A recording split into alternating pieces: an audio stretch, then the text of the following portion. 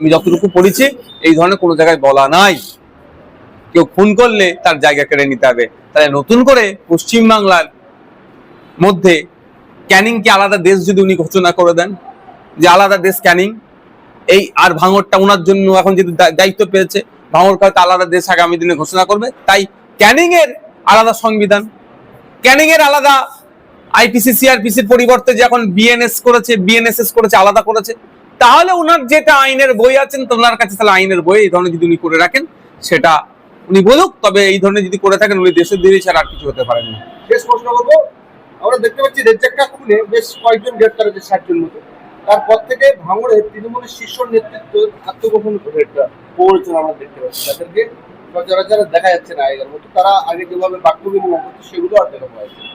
এই খুনের সাথে যারা যারা অ্যারেস্ট হয়েছে এরা হয়তো খুন করেছে, আর যারা খুন করতে বলেছে তারা এখন অ্যারেস্ট হয়নি। দুটো কারণ, কেন খুন হয়েছে এটা খুঁজে বার করতে হবে, আর একটা হচ্ছে কারা খুন করার নির্দেশ দিল। আমি আবারও বলছি, শওকত সাহেব ওই দিনকে রেজ্জাক খাঁয়ের ডেড বডির সামনে গিয়ে দাঁড়িয়েছিল 10 তারিখ রাত্রে, right side, left side, front side, back সাইডে যারা দাঁড়িয়েছিল শওকত সাহেবকে ঘিরে, তাদের মধ্যে অনেকে খুনি হতে পারে যদি সঠিক তদন্ত হয়। Thank you.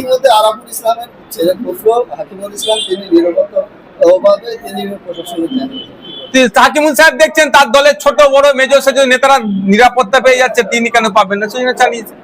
তবে যদি ওনার উপরে আক্রমণ হওয়ার কোনো সম্ভাবনা থাকে, প্রশাসনের অবশ্যই আশা করব তিনি এসবি টেসবি আইবি যারা ডিআইবি আছে তারা দেখবেন থ্রেট কতটা আছে, নিরাপত্তা রক্ষী দেবে। তবে একটা কথা বলি, নিরাপত্তা রক্ষী দিয়ে সমস্যার সমাধান হয় না। কত নিরাপত্তা রক্ষী দেবে, কজনকে দেবে? ভাঙড়ের প্রত্যেকটা নেতা তো চাইবে, আইএসএফ এর প্রত্যেকটা নেতাকে তাহলে দিতে হবে।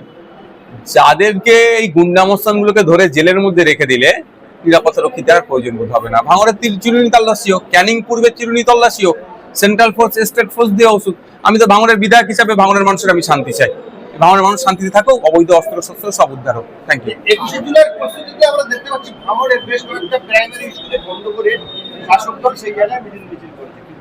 আরে পরীক্ষা পিছিয়ে দিচ্ছে, এটা মানবতা বিরোধী, শিক্ষা বিরোধীরা।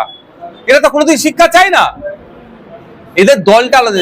1993 সালের ঘটনা, তখন তৃণমূল কংগ্রেস বলে কোনো দল ছিল না, আর এখন বলছে তাদের সহিত। মানে এইটাই তো সব থেকে বড় অসত্য কথা। আর একটা কথা আমি বলতে পারি যে 21শে জুলাইয়ের কমিশনের রিপোর্ট পাবলিশ করা হোক, এই দাবিটা তৃণমূলের বন্ধুদেরকেও বলবো উত্থাপন করা হোক। কারণ সেই সময় মমতা ব্যানার্জি মহাশয়ের উপরে যে প্রাণঘাতী হামলা চালিয়েছিল, উনি প্রাণে মরে যায়, হয়তো নাও বাঁচতে পারতেন। সিরাজুল হক মন্ডল বলে যে ছেলেটি পুলিশের কনস্টেবল ছিল, পুলিশের একজন তিনি কর্মী ছিলেন, তিনি সামনে দাঁড়িয়েছিলেন, তার ঊর্ধ্বতন অফিসারের দিকে বন্দুক তাক করে যে এই মারামারি মার বন্ধ হোক মমতা ব্যানার্জির ওপরে, নালে গুলি করে দেবো। ফলে একটা বড় ইতিহাস আছে, কিন্তু সেই সিরাজুল হক মন্ডল আজকে কোথায়, তার বর্তমানে স্ট্যাটাস কি সেটাও আপনারা খুঁজুন। ধন্যবাদ।